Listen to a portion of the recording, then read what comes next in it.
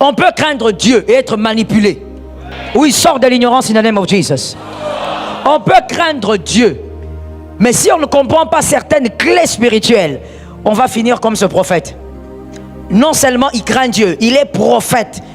Mais quand il meurt, on vient prendre ses enfants comme esclaves parce que lui a pris des dettes.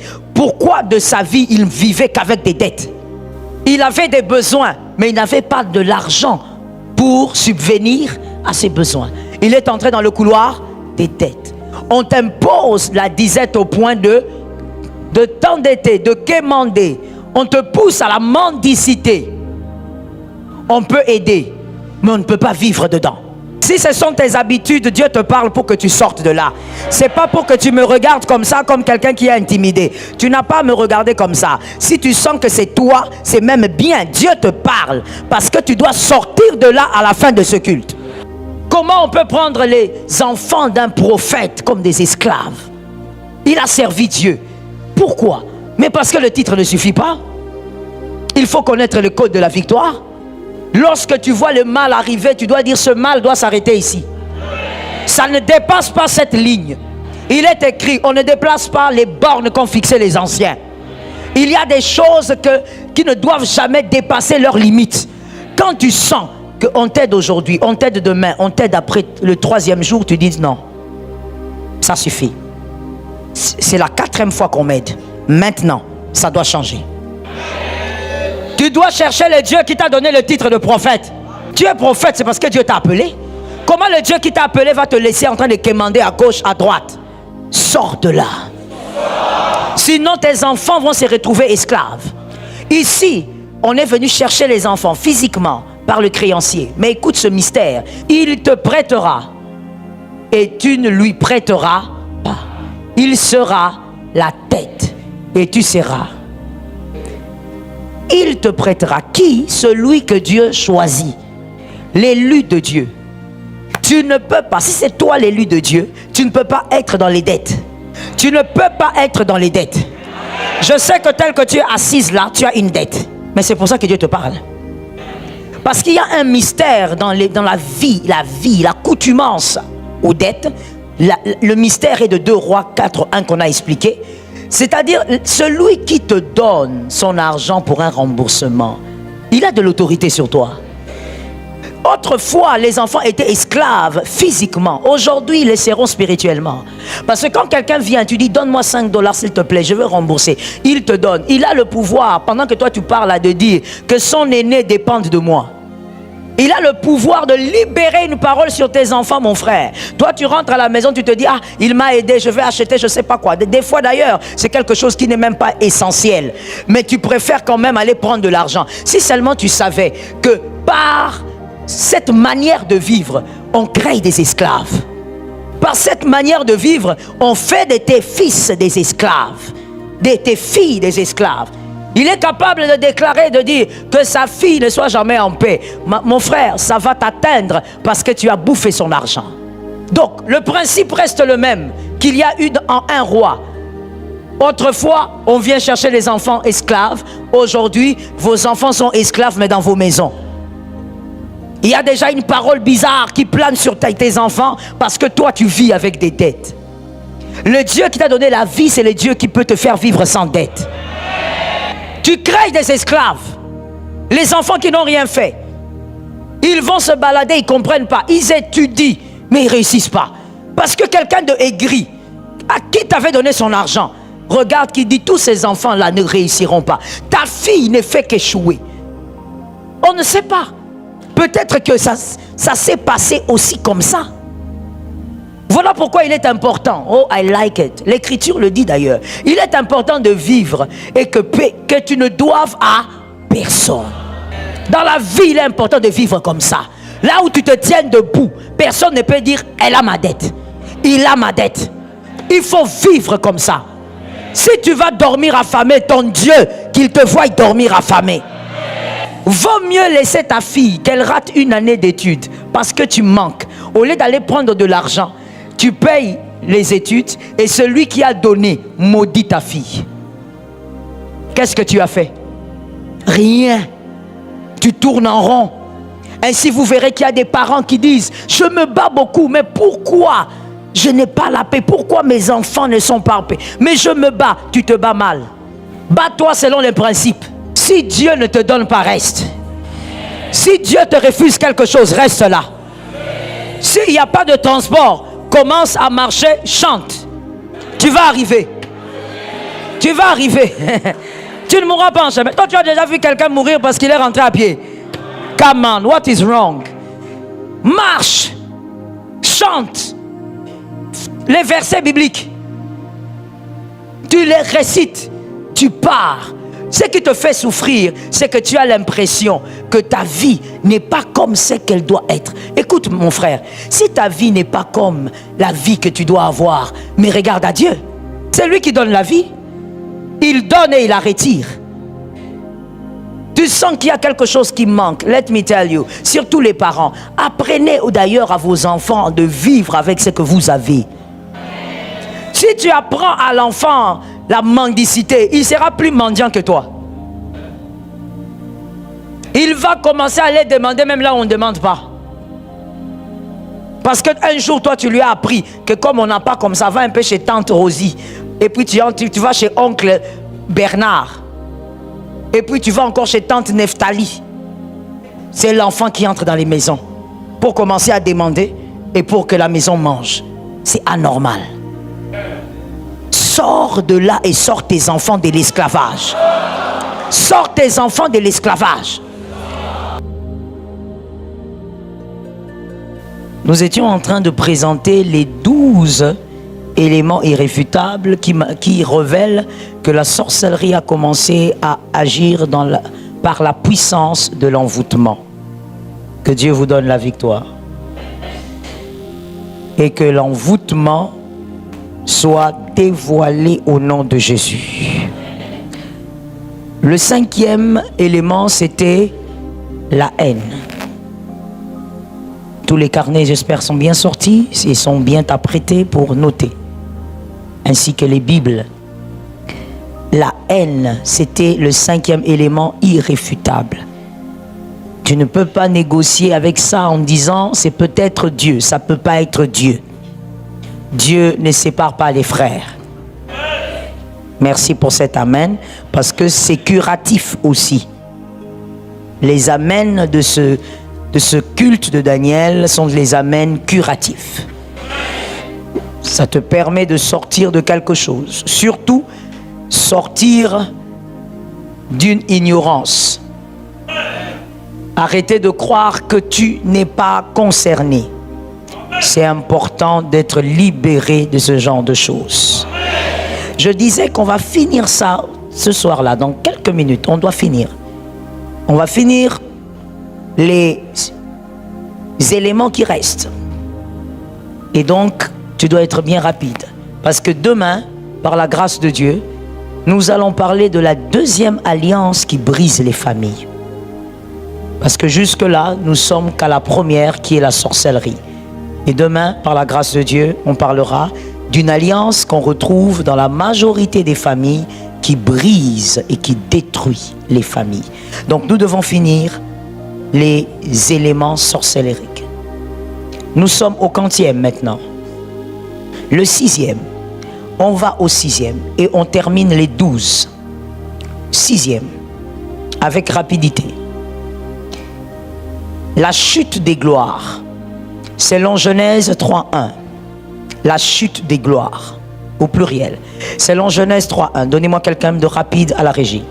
Le serpent était le plus rusé de tous les animaux des champs que l'Éternel Dieu avait fait. Il dit à la femme, Dieu a-t-il réellement dit, vous ne mangerez pas de tous les arbres du jardin. Et donc là, nous voyons que lorsqu'il y a l'envoûtement dans une famille, il y a l'envoûtement dans une société, il y a l'envoûtement dans une église qui domine, il y a l'envoûtement dans une classe même on va dire, d'université ou d'école, vous allez remarquer qu'il y a 7 choses qui se manifestent. Il y a certaines gloires qui s'arrêtent toujours. Lorsque certaines gloires arrivent à une certaine dimension dans la famille, vous voyez qu'à cette dimension, il y a comme un pouvoir qui vient éteindre cette gloire. Il y a comme une puissance qui vient éteindre, et tout le monde ne dépasse pas un seuil de gloire, que cela tombe. Il est important que tu vives ce que Dieu a décidé que tu vives, à la dimension de la décision de Dieu. Je disais, l'amen était curatif. Et donc, il ne faut pas qu'il y ait quelqu'un qui arrête ta percée parce qu'il a décidé. Tu dois aller jusque là où Dieu t'envoie. Le 7, la perte des acquis. Matthieu 24, 43. 7, la perte des acquis. Ça, c'est très dangereux et il faut le refuser. Matthieu 24, 43. Matthieu 24, 43. J'ai demandé quelqu'un de rapide. Matthieu 24, 43. Sachez-le bien, si le maître de la maison savait à quelle veille de la nuit le voleur doit venir, il veillerait et ne laisserait pas percer sa maison. Ne laissez jamais percer votre maison. Comme vous ne savez pas quand est-ce que les sorciers voudront pénétrer pour détruire ce que Dieu vous a donné, alors veillez et priez. Répétons ça. Veillons et prions. Encore une fois, veillons. Parce que vous ne savez pas à quel moment il va venir envoyer des esprits impurs pour voler. Et là, on remarque ça souvent dans les songes. Dieu vous le dit, mais généralement, quand vous le voyez, la chose a déjà été faite. C'est-à-dire, vous pouvez faire un rêve où on vous vole un téléphone, on vous vole votre sac, on vole les choses qui sont dans un sac, on vous vole un habit. Vous remarquez un vol quelconque dans votre rêve, dans un songe, sachez que la chose est déjà partie. Il faut la récupérer in the name of Jesus. La sorcellerie n'aime pas voir les hommes dans l'abondance. Lorsque tu as quelque chose, ils vont venir pour voler ce que tu as. Je disais à quelqu'un, je te le dis aussi, tout acquis se doit d'être gardé. Quand Dieu te donne quelque chose, vieillis avec. Ça tombe sur la tête de quelqu'un. Quand Dieu te bénit d'une manière ou d'une autre, vis avec jusqu'à ce que ça va périmer. Jusqu'à sa date de péremption. Vis avec. Faut pas avoir des choses et tu perds. Je disais à quelqu'un, tu es en train de chercher quelque chose, mais c'est que tu as déjà perdu. Est-ce que tu réalises ce que ça veut dire? Ne va pas courir vers une chose que tu n'as pas alors que tu perds ce que tu as. Je répète ça pour quelqu'un d'intelligent. Ne va pas courir vers une chose que tu n'as pas alors que tu es continuellement en train de perdre ce que tu as. Ce que tu as, tu ne peux pas perdre. Dieu t'a donné la bonne santé depuis ta naissance, sois en bonne santé. Tu ne peux pas dire, je veux que le Seigneur me bénisse, me donne un travail, mais tu es tout le temps malade. Mais là où on va t'installer là, la nomination que tu veux là, mais tu vas tomber malade, tu seras cloué à la maison. Ce que tu as, il faut refuser de le perdre. Ne crois pas que tu garderas ce que tu cherches si tu perds aujourd'hui ce que tu as. Je répète, ne crois pas que tu garderas ce que tu cherches si tu perds aujourd'hui ce que tu as. Ce n'est pas une bonne chose que de perdre ce que Dieu a libéré. Nous brisons cela in the name of Jesus. 8e chose que les sorciers font, j'appelle cela la bifurcation du dépouillement. La bifurcation du dépouillement. 1 Roi 3, 16 à 28. 1 Roi 3, 16 à 28. 1 Roi 3, 16 à 28. La bifurcation du dépouillement. C'est-à-dire, c'est un pouvoir d'envoûtement que les sorciers imposent dans une famille pour amener les gens à un certain moment de leur vie d'être dépouillés. Il y a des familles où à 40 ans, on n'arrive pas sans avoir perdu quelque chose. On n'arrive pas sans avoir divorcé. Tous ceux qui ont eu 40 ans sont arrivés là-bas en divorçant d'abord. Il y a des familles où il y a des âges. Quand vous les atteignez, vous devez vivre absolument certaines calamités. Quelqu'un sort de ce couloir. Et là, ça c'est l'histoire de ces deux femmes. Toutes les deux femmes prostituées, même entre guillemets travaillent, elles ont des enfants, mais à un moment donné, une mère qui met au monde son bébé, qui dort avec son bébé, tue le bébé pendant qu'elle dort. Est-ce que cela peut arriver? Ah, j'aime la réponse rapide de ces femmes-là. Est-ce que cela peut arriver? Non, non, nous avons tous dormi avec nos bébés. Nous avons tous dormi avec nos enfants à un moment donné. On ne les a pas étouffés parce qu'une mère, quand elle dort avec son enfant, c'est un œil ouvert. Comment expliquer que cette mère dort jusqu'à étouffé le bébé, qui n'a pas pleuré, elle n'a pas entendu l'enfant pleurer, elle se réveille, l'enfant est mort. Tu ne dois pas arriver à une étape de ta vie où on t'arrache quelque chose. À partir de maintenant, jusqu'à la fin de ta vie, que tous les moments de ta vie soient des moments de grâce, soit des moments de sécurité, soit des moments de faveur. Et même si tu traverse la vallée avec le grand berger. Donne-moi un amen normal, tu es distrait. Tu ne peux pas arriver à un âge de ta vie où on commence à te dépouiller. À un âge de ta vie où ta maison commence à devenir une maison en ferrique. Il n'y a pas la paix.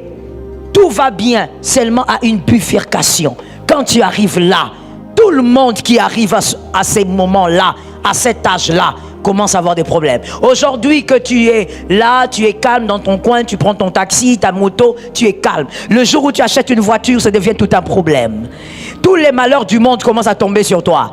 Même les personnes qui avaient oublié que tu existes se rappellent que tu existes et leurs enfants tombent malades. Au nom de Jésus, que ce qui est à toi te soit gardé. Je disais, à partir de l'âge que tu as, quand je parle de l'âge, toi-même tu cites ton âge dans ton esprit là. Ne cite pas l'âge que tu as mis dans le passeport. On parle des choses sérieuses ici là. Donc, pense au vrai âge que tu as. Quand ta maman t'avait engendré. À partir de maintenant, jusqu'à la fin de ta vie. Qu'aucun moment ne soit un moment où on vienne te déstabiliser. Ce que les sorciers avaient bloqué, nous les débloquons by the name of Jesus. Rapaye Chakayi. Ce que les sorciers avaient fermé, nous les débloquons au nom de Jésus. 9. La disette qui pousse à la mendicité. La disette qui pousse à la mendicité. Attention, il y a une limite au manque. Il y a une limite. Si toi, enfant de Dieu, tu ne sais pas le comprendre, on va te manipuler par l'envoûtement, par les sorciers, par les enchanteurs. Tu dois savoir qu'il y a une limite à tout. Je n'ai pas entendu. Il y a une limite. Il y a des choses, quand vous les vivez, vous ne devez pas dépasser. C'est l'écriture même qui dit. La Bible dit, on ne doit pas chicoter un homme plus de 40 coups. Dans l'ancienne alliance, les Juifs veillaient à ne pas chicoter un homme plus de 40 coups et même arriver à 40. Pourquoi? Parce qu'ils avaient constaté que ça avilissait l'homme. Ce n'est plus une punition. L'homme change même de forme. Le visage est déformé. Et comme Dieu ne punit pas comme ça, alors ils ont dit, nous allons punir. Même quand il faut flageller, on s'arrête à 39 coups. 40 coups moins 1. Il y a des limites. La disette là, est-ce qu'elle est normale? Je disais la disette qui passe par l'envoûtement. Amen. Parlez avec autorité s'il vous plaît. Il y a 2 Rois 4.1. 2 Rois 4.1. La disette qui pousse à la mendicité. 2 Rois 4.1. Il y a des choses quand ça vous arrive, quand vous avez la Bible ouverte, vous ne les tolérez pas. Quand vous avez la Bible fermée, vous allez dire, oh, ça peut arriver. Ça peut arriver à qui? Pas à nous les enfants de Dieu. J'aime cet amen, je dis aussi amen. 2 Rois 4.1. Là, j'aimerais quand même lire, même si c'est assez long. Une femme d'entre les femmes des fils des prophètes. Quelqu'un m'a dit fils des prophètes. Ça veut dire que son mari était prophète, pour toi qui ne comprends pas. Cria à Élisée en disant, ton serviteur, mon mari est mort. Et tu sais que ton serviteur craignait l'Éternel. Il craignait ou il craignait pas? D'accord. Or, le créancier est venu pour prendre mes 2 enfants, en faire ses esclaves. Pourquoi le créancier est venu prendre les 2 enfants du prophète? Parce qu'au vivant du prophète, il prenait des dettes. Et comme il n'a pas remboursé des dettes, le créancier vient, il dit, comme il n'y a pas mon argent, je prends les enfants de ce prophète-là qui est mort. Il craignait Dieu, mais il prenait des dettes. On peut craindre Dieu et être manipulé. Est-ce que quelqu'un m'entend bien? Oui, sort de l'ignorance in the name of Jesus. On peut craindre Dieu, mais si on ne comprend pas certaines clés spirituelles, on va finir comme ce prophète. Non seulement il craint Dieu, il est prophète, mais quand il meurt, on vient prendre ses enfants comme esclaves parce que lui a pris des dettes. Pourquoi de sa vie il vivait qu'avec des dettes? Il avait des besoins, mais il n'avait pas de l'argent pour subvenir à ses besoins. Il est entré dans le couloir des dettes. On t'impose la disette au point de t'endetter, de quémander.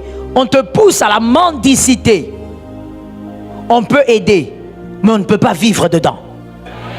Je n'ai pas entendu les amens. Si ce sont tes habitudes, Dieu te parle pour que tu sortes de là.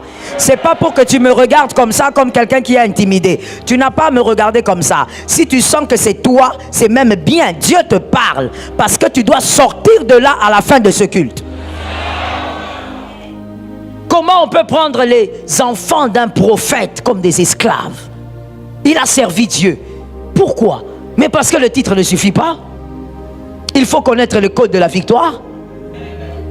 Lorsque tu vois le mal arriver, tu dois dire ce mal doit s'arrêter ici. Ça ne dépasse pas cette ligne. Il est écrit, on ne déplace pas les bornes qu'ont fixées les anciens. Il y a des choses qui ne doivent jamais dépasser leurs limites. Quand tu sens qu'on t'aide aujourd'hui, on t'aide demain, on t'aide après le 3e jour, tu dis non, ça suffit. C'est la 4e fois qu'on m'aide. Maintenant, ça doit changer. Tu dois chercher le Dieu qui t'a donné le titre de prophète. Localise-moi quelqu'un, dit lui, cherche le Dieu qui t'a donné le titre là.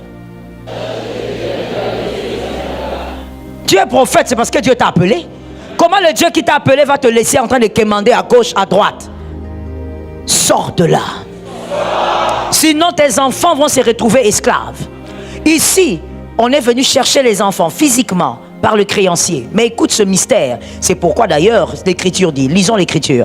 Deutéronome 28, 43. Prenons 44 pour aller vite s'il vous plaît. Deutéronome 28, 44.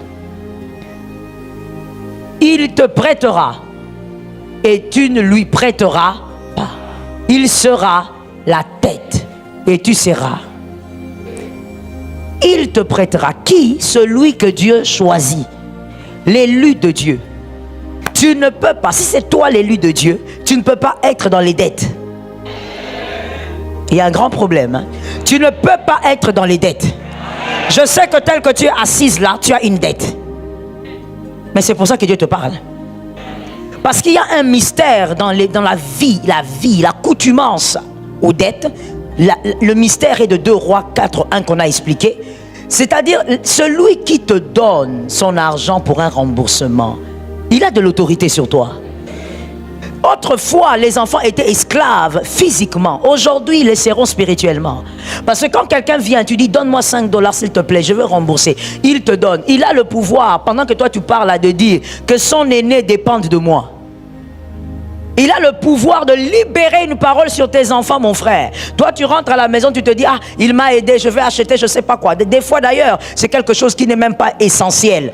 Mais tu préfères quand même aller prendre de l'argent. Si seulement tu savais que par cette manière de vivre, on crée des esclaves.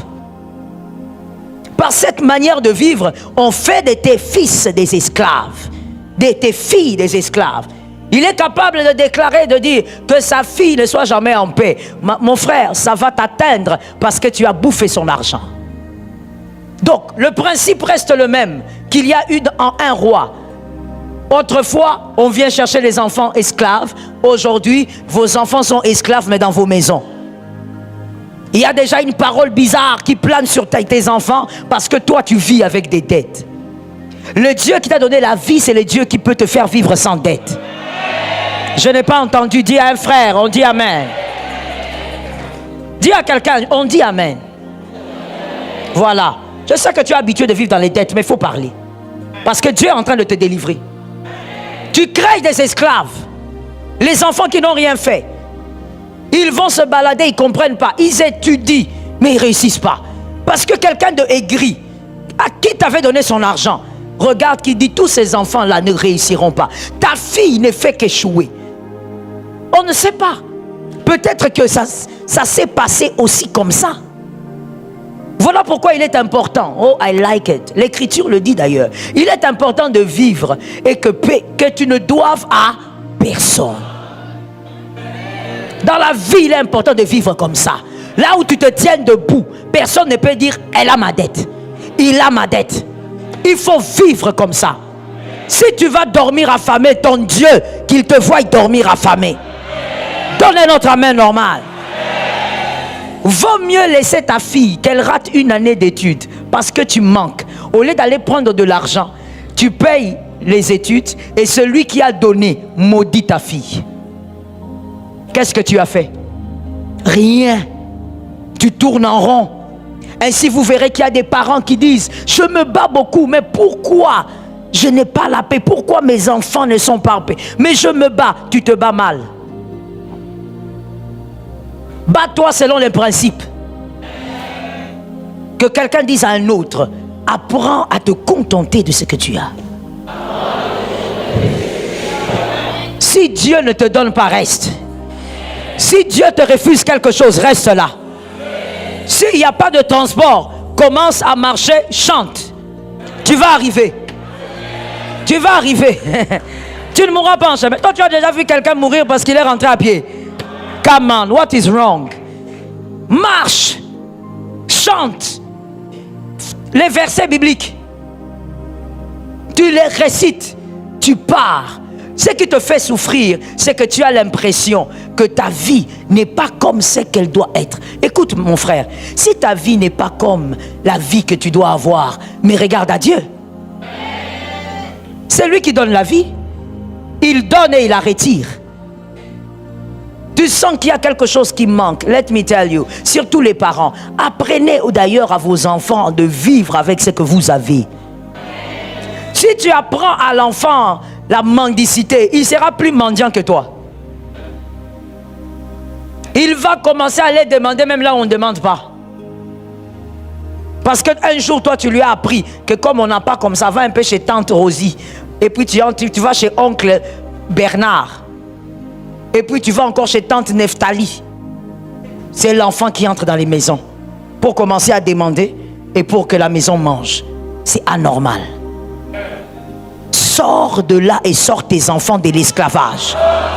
Sors tes enfants de l'esclavage. Quelqu'un va dire: pasteur, même moi si je n'ai pas d'habit maintenant pour venir à l'église, je fais quoi? Porte ce que tu as. Oh. Mais c'est très grave. Tu ne peux pas être mal dans ta peau au point d'aller prendre un vêtement pour que tu portes. Porte le t-shirt là qui n'a plus de couleur. Non. Donne un amen normal. Porte ces pantalons là qui n'a plus de couleur. Tu n'es pas là à cause des hommes. C'est Dieu que tu viens chercher. C'est Dieu que tu viens voir. C'est Dieu que tu viens entendre. Est-ce que quelqu'un me capte? Vis avec ce que Dieu te donne. Lève ta main droite, dis avec moi: au nom de Jésus, je ne ferai pas de mes enfants des esclaves. 10. La loi de l'abandon. La loi de l'abandon, c'est une loi puissante dans certaines familles. La loi de l'abandon, ça émane aussi de la sorcellerie, de cette alliance sorcellerie. Quand il y a l'alliance de la sorcellerie, il y aura cette loi. Le psaume 27, 10. Le psaume 27, 10. Le psaume 27, 10. Car mon père et ma mère m'abandonnent, mais l'Éternel ne me recueillera. Ça, c'est David. Pourquoi? Parce que, évidemment, vous l'avez compris, il a l'expérience de l'abandon. Lui, il a été abandonné par sa maman, il a été abandonné par son père. Donc, normal qu'il dise: quand mon père, ma mère m'abandonnent, l'Éternel me recueillera. Il a remarqué que dans son parcours, quand il a été abandonné par ses propres géniteurs, l'Éternel l'a recueilli. Mais vous remarquerez aussi que dans la vie de David, il n'y a pas un homme, en tout cas parmi les rois que nous avons dans les Écritures, les rois d'Israël, il n'y a pas un roi qui a subi l'abandon comme David. David n'a pas été abandonné que par ses parents. Même dans le parcours de sa royauté, les hommes l'abandonnaient. Il a beaucoup subi l'abandon. Alors qu'il est écrit, Romains 10, 11. Non, prenons s'il vous plaît Jérémie 29, 11. Jérémie 29, 11. Nous connaissons l'écriture. Jérémie 29, 11. Car je connais les projets que j'ai formés sur vous, dit l'Éternel. Si je lis ce texte et quelque part tu vois on écrit abandon, on dit Dieu va nous abandonner, tu acclames. Mais si on ne dit pas Dieu va nous abandonner, alors je vais t'entendre dire un amen qui va sortir tes enfants du sépulcre. Car je connais les projets que j'ai formés sur vous, dit l'Éternel, projets de paix et non de malheur, afin de vous donner un avenir et de l'espérance. Un avenir et de l'espérance. Lorsque tu vis des choses, vérifie ça. Garde cette écriture dans ta tête, s'il te plaît. Dans ton esprit. Retiens, mémorise jusqu'à la fin de ta vie. Quand tu vis un événement, vérifie. Est-ce que ce que je vis est un projet de bonheur? Est-ce que c'est un projet de paix? Si ce n'est pas le cas, lève-toi en autorité.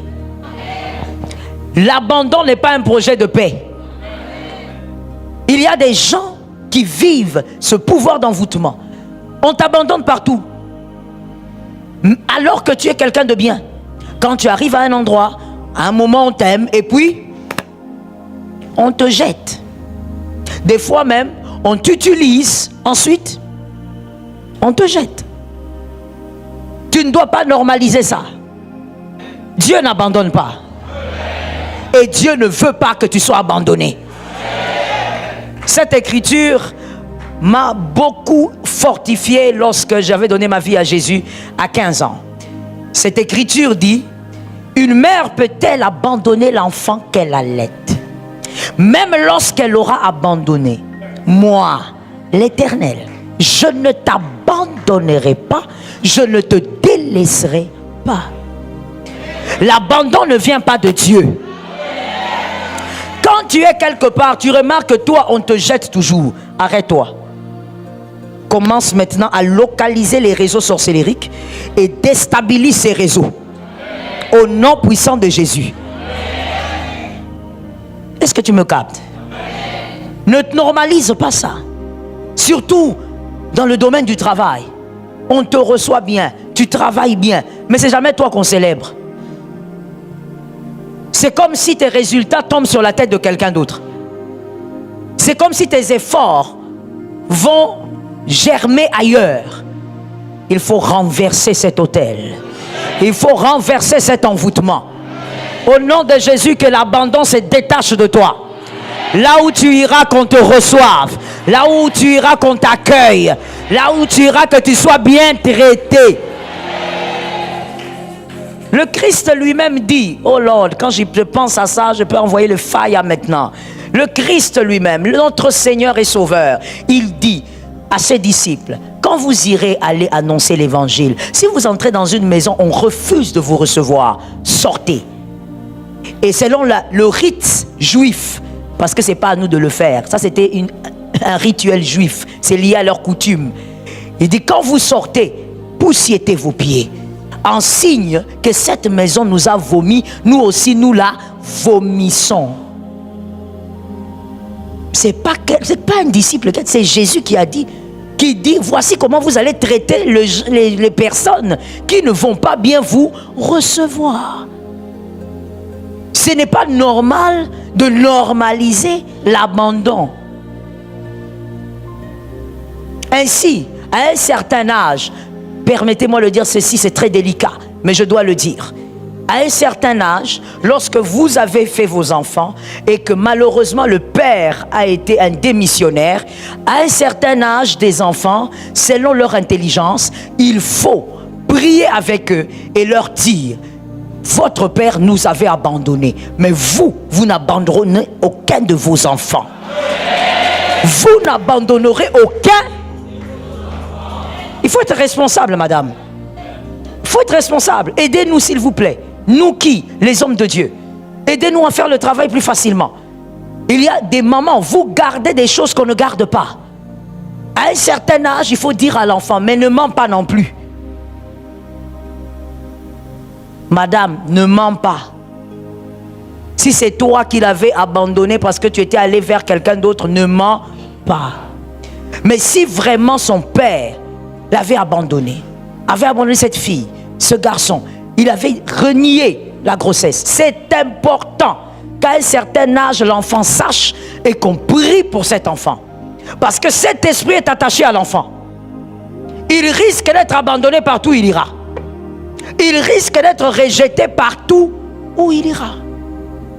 Il est important de prier, mais aussi de dire à l'enfant, toi, tu as été abandonné, mais toi-même, ce pouvoir ne se trouve pas sur toi.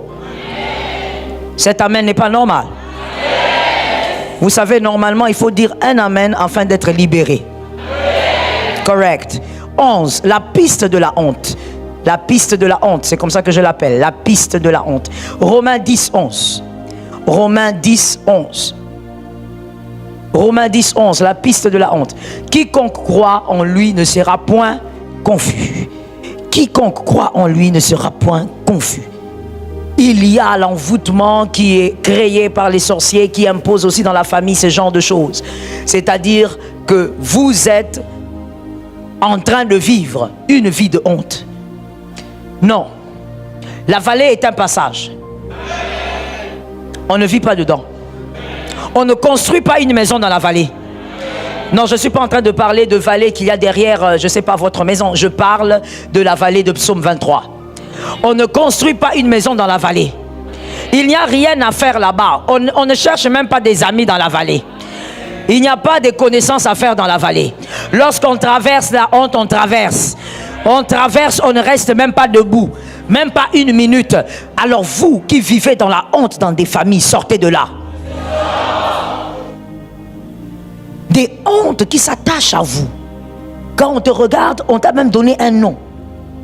Le nom de ta honte. Sois libéré. Il y a un temps pour chaque chose. Il y a le temps pour les ténèbres, il y a le temps pour la lumière. Au nom de Jésus, que la lumière luise dans ta vie. Des familles où on sent que la honte est devenue normalisée. Les gens vivent dans une certaine condition de honte, mais c'est normalisé. Et vous écouterez même les autres dire, nous aussi on a vécu ça, tu vas t'habituer. Je suis d'accord avec ton étonnement. Ils disent, tu vas t'habituer. Qui va s'habituer? Il ne faut pas t'habituer. On ne s'habitue pas à ce qui n'est pas attaché à ta destinée. Je pose la question aux hommes intelligents. Golgotha a eu lieu pendant combien de jours? Vous êtes en retard. Combien de jours Golgotha a eu lieu? Pourquoi vous parlez avec hésitation? Vous lisez la Bible, n'est-ce pas? Golgotha a eu lieu pendant combien de jours? Un seul jour. Toi maintenant tu es dans la honte depuis que tu es né. Pourquoi? Golgotha, Jésus a été dans la honte, crucifié, nu, pour te sauver. Un homme de 33 ans, devant sa maman, devant les femmes qu'il avait prêchées. Elles étaient là au bas de la croix, elles n'osaient même pas certainement lever leur tête pour le regarder. Sans vêtements du tout. Mais c'était un seul jour. Après cela, on descend le corps. Le corps entre dans la tombe. Et après, on ne reste pas dans la tombe. On sort de la tombe parce qu'on ne reste pas là-bas. Sors de la honte au nom de Jésus. Sors de la honte au nom de Jésus. Cite ton prénom 3 fois. Je sors. Toi, tu normalises une vie que même ton Seigneur, il est 100% Dieu. Mais il n'a pas voulu. Il n'a pas voulu durer dans l'humiliation. Pourquoi tu normalises ça? Tant que la porte ne s'est pas ouverte, tape encore. Ça tombe sur toi. Tant que la porte ne s'est pas ouverte, ne te décourage pas, tape encore. Si la honte, c'est parce que tu n'as pas d'enfant, tape encore. Ne t'arrête pas jusqu'à ce que tu portes ton bébé. Mais tu ne vis pas dans la honte au nom de... Et quelque chose que le Saint-Esprit me dit, écoute ce que mon meilleur ami m'a dit. Il m'a dit, je veux répéter comme il m'a dit. Il m'a dit, Joël, il faut aussi savoir que la honte d'une personne s'amplifie selon son attitude. Il a raison, mon meilleur ami? Il a eu raison. Donc je vais moi-même expliquer ce que je viens d'écouter et ce qu'il a dit. Ça veut dire que tu peux avoir une condition, comme je viens de le dire. Ça peut ne pas être ta faute. C'est peut-être le manque d'enfants. C'est pas ta faute. Tu n'as pas choisi ça. Mais dans la famille, dans la belle famille, les gens parlent. Toi, tu pries. Écoute-moi bien. Ton attitude diminue ou amplifie la honte. Jamais la tête baissée. Jamais la tête. Aide-moi à dire ça. Je ne suis pas la première personne. Je ne serai pas la dernière. Je marcherai la tête haute.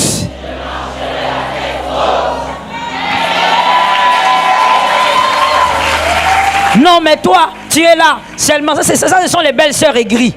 Toi, tu es là. Tu ne fais que porter les super. Tu ne mets pas au monde. Après avoir entendu ça, le jour suivant, porte un autre. Va acheter encore le rose. Parce que le rose, c'est frappant. Il faut avoir l'attitude. Voilà pourquoi Dieu dit à Gédéon, vaillant héros. Pourquoi il dit ça? Parce qu'il a envie de dire à Gédéon, toi Dieu t'a choisi, mais tu es quelqu'un moutounacé, tout le temps moutounacé. Et ça nignos à l'araboye. Traduction, il a envie d'utiliser Gédéon, mais il remarque que Gédéon a une attitude de petitesse. Un homme grand ne peut pas avoir l'attitude de petitesse. Les hommes grands, même dans la vallée, ils ont l'attitude de la grandeur. Ça tombe sur toi au nom de Jésus. Les hommes choisis pour être glorieux ont l'attitude de la grandeur, même si on arrache la tunique. Rapaye, Shakayi, Marapaya. Je suis Joseph même sans la tunique. Je suis Joseph même si je ne suis pas avec Jacob. Je suis Joseph même si vous me mettez dans le trou. Je reste Joseph. D'autres choses aussi que tu fais, c'est toi qui amplifies ta honte. N'amplifie pas ça. On te regarde, on dit, oh, toi tu es toujours là, tu n'es pas encore marié. Ah bon, hein? Ok. Parce qu'apparemment, chez les Africains, les mariages, c'est comme un contrat obligé. On ne comprend rien du tout. Rien du tout. Le mariage, c'est devenu comme un fardeau. C'est comme ça que quand les gens se marient ici, ils nous font honte. Oui. Les filles là sont tellement traumatisées que quand elles se marient, tu m'as sorti du trou. Tu m'as sorti du feu. Pourquoi? Le feu là, c'est la famille. Elle est traumatisée. C'est pas normal. Normalement, une femme qui se marie ne peut pas dire des choses comme ça. Non, non, non. Moi, tu me fais ça, je te prends, je te sors. Moi, oui, je te prends seulement à la main. Je te sors, je dis, viens, on part. Tu m'as foutu la honte dans le monde entier. Ça veut dire quoi le trou? Mais pourquoi elles le disent? Parce que des fois, ce n'est pas le manque de manger. Pression. Tu fais la pression à une femme comme si... Dernièrement, on en riait un peu avec mon mari quand on discutait. On disait, mais au fait, les femmes, normalement, c'est elles qui attendent. Je dis normalement. Je sais que vous êtes entrés dans les systèmes de Babylone. Vous draguez aussi. Je sais. Mais je parle de normalement. Normalement, c'est elle qui attend. Elle ne va pas aller à capturer un homme. Un peu de respect pour elle-même. Elle ne va pas aller s'attacher à un homme. Un peu de respect pour sa personne. Mais vous voulez qu'elle fasse quoi? Quand on te dit des choses comme ça, et tu entends qu'on le dit dans le quartier, quand tu passes, ils sont là en train de faire. Toi, tu t'arrêtes, tu les regardes. Tu dis bonjour. Et tu passes. Tu vas te faire make-upper. Tu mets un beau tissage. 5 cm. Tu avances. Tu ne peux pas permettre à une situation de courber ta tête. On ne courbe pas la tête, l'Éternel est avec toi. Il faudrait, oh let me say, Seigneur, je m'attache à la prophétie. Il faudrait que dans quelques jours qui arrivent, dans les quelques semaines qui arrivent, dans les quelques mois qui arrivent, que tu témoignes en disant, même quand je traversais la vallée, j'avais la tête élevée. Ça tombe sur toi au nom de Jésus. Tu avais la tête élevée. Ne permets à aucune situation de prendre ta tête et de mettre ta tête comme l'autruche. Ne te cache pas. Le Dieu qui t'a créé ne t'a pas caché. Ah, le Dieu qui t'a aimé ne t'a pas caché. Ne te cache. Localise-moi quelqu'un, dit Louis, je traverse. La honte n'est pas ta destination. Pourquoi tu as changé de ta manière de t'habiller? Pourquoi? Tu t'habilles avec des jolies couleurs et tout pentillantes. Pourquoi tu t'habilles comme ça, façon? Habille-toi comme tu le désires. Marche comme nous les Aïrois. Faut pas marcher façon. Tu marches comme si tu as porté les bottes. Les bottes de pluie. Marche comme nous les Aïrois. Nous les Aïrois, quand on marche, on regarde ni à gauche ni à droite. On regarde devant, on avance là-bas. Pendant que tu te moques, nous on avance. Ah, j'ai envie de prophétiser, non? Je prophétise sur quelqu'un. Pendant qu'il parle, on avance. Pendant qu'il dit, il doute, on avance. Pendant qu'il critique, on avance. Pendant qu'il ne croit pas, pendant qu'ils insultent, pendant qu'ils rabaissent, pendant qu'ils ont la démangeaison du mal, pendant qu'ils espèrent nous voir échouer, pendant qu'ils attendent la chute, on avance. Le mal n'arrivera pas. Assieds-toi, je te parle. Le mal n'arrivera pas. On avance. Faut jamais prendre la tête, tu mets sous la terre. Pour quelle raison? Jésus m'a pas caché, je me cache pourquoi? Jésus n'a pas considéré que je devais mourir à la naissance, je me cache pourquoi? Jésus ne t'a pas caché devant les hommes. Toi-même, tu te sens honteux, pourquoi? La honte sorcellerie que nous sommes détachés de ça. Lève-moi ta main droite, dis au nom de Jésus, je renvoie cette honte. Je renvoie cette honte d'où elle vient.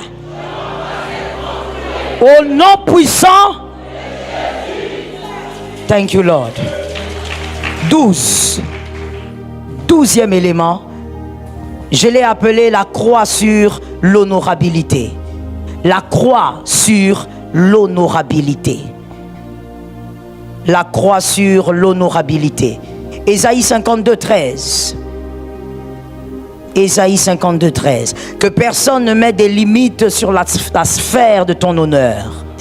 Ça tombe sur moi aussi, mon frère. J'ai aimé ton amen. Que personne ne mette des limites sur la sphère de ton honneur. Tout homme a un trône. Thank you, Lord. Mon fils, donne-moi la chaise. C'est le moment des rituels. Tout être humain a un trône. Quand tu nais, tu as ta chaise. Quand tu nais, tu as ton espace d'honneur. Pas seulement espace d'épanouissement, mais d'honneur.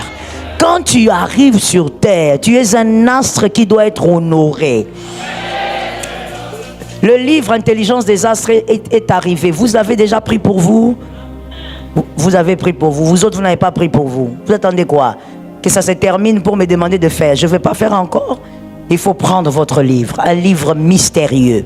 Chaque individu a sa chaise, son espace d'honneur, la sphère de son honneur. Voilà pourquoi c'est une bénédiction lorsque vous épousez un enfant de Dieu. Parce que si vous épousez un enfant de Dieu, la sphère des honneurs se met ensemble et c'est on va dire l'explosion des honneurs. Vos enfants vont naître dans une sphère d'honneur. Dès la maternité, tout le monde cherche à savoir c'est le bébé de qui là qui est arrivé. Ton enfant grandit dans une atmosphère d'honneur. Que les sorciers ne t'arrachent pas l'atmosphère de l'honneur. Ça tombe sur toi au nom de Jésus. Comment est-ce que toi, tu peux permettre que ton enfant soit toujours en train d'échouer? Cela n'arrivera pas. Parce que moi, ton pasteur, je sais que ton enfant est intelligent. Ton enfant est intelligent. Sa sphère d'honneur doit être respectée. Les sorciers par l'envoûtement veulent arracher ton atmosphère d'honneur, ta chaise d'honneur.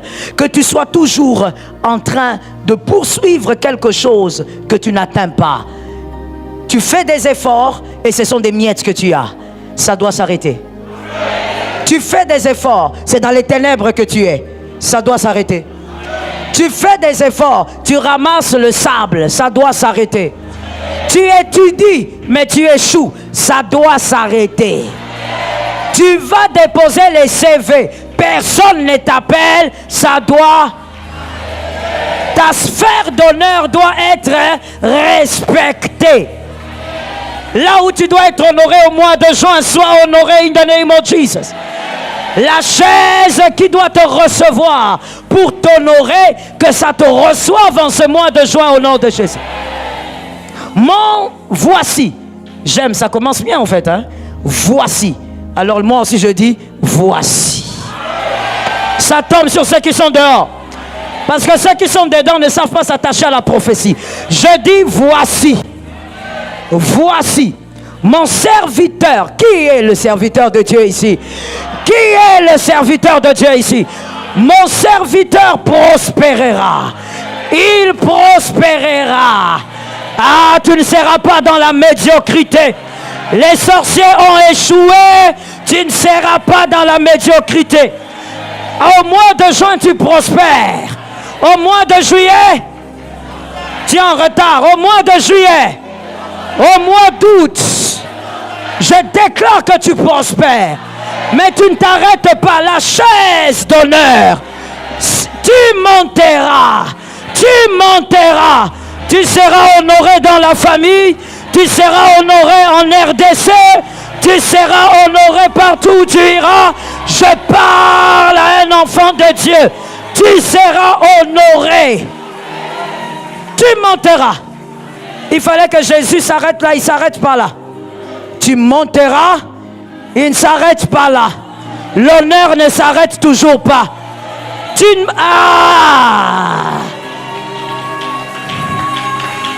monteras, mais tu ne monteras pas comme eux. Voilà pourquoi l'Écriture dit, parce que quand tu montes, il y a aussi des occultes qui seront avec toi. Donc tu ne resteras pas à leur niveau. Tu t'élèveras. Et tu t'élèveras bien. Ça tombe sur toi au nom de Jésus. L'atmosphère de l'honneur ne te sera pas arrachée. Tu seras honoré là où ta mère n'a pas été honorée. Tu seras honoré là où ton père n'a pas été honoré. Tu seras honoré là où tes frères n'ont pas été honorés. La sphère de l'honneur ne sera pas touchée. La sphère de l'honneur ne sera pas arrachée. Personne ne viendra arracher cet honneur. Ni au nord, ni au sud, ni à l'est. Pendant que je cite là, est-ce que tu vois ton village ou pas? Localise ton village. Ni au nord, ni à l'est, ni à l'ouest, ni au sud. Personne ne t'arrache la chaise de l'honneur. Reçois ça. Reçois ça. Reçois ça. Ah. L'honneur. L'honneur. Lève-moi ta main droite. L'honneur avec... Parle avec autorité, s'il te plaît. L'honneur avec lequel je suis né. A grandi avec moi. Personne ne me l'arrache. Je possède ma chaise d'honneur. En ce mois de juin, ceux qui n'ont pas entendu, ceux qui n'ont pas vu, va arriver en juin. Je le reçois, je le reçois, je le reçois, je le reçois. Au nom de